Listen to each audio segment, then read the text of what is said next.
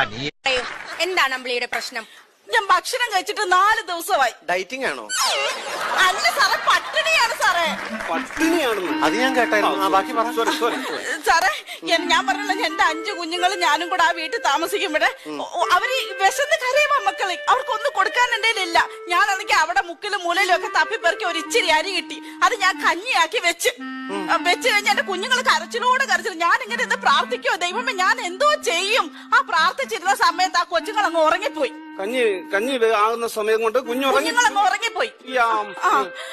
ആ ഉറങ്ങിയ തക്കത്തിന് ഞാൻ ആ കഞ്ഞി അങ്ങ് കുടിച്ച്. എന്നിട്ട് കേൾക്കണോ സാറേ, രാത്രി 2 മണിയായപ്പോ എന്റെ കുഞ്ഞുങ്ങളോടൊന്നിരുന്നിട്ട് എന്നോട് കഞ്ഞിതാമ്മേ എന്ന് പറയുന്നത്. ഞാൻ എന്തെടുത്തിട്ട് കൊടുക്കും സാറേ? നിങ്ങൾക്കത് മനസ്സിലാവില്ല, പക്ഷെ ഒരു പെറ്റ വയറിന് അത് മനസ്സിലാവും. ഇത് പെറ്റ വയറല്ലത്, തീറ്റ വയറാണ്.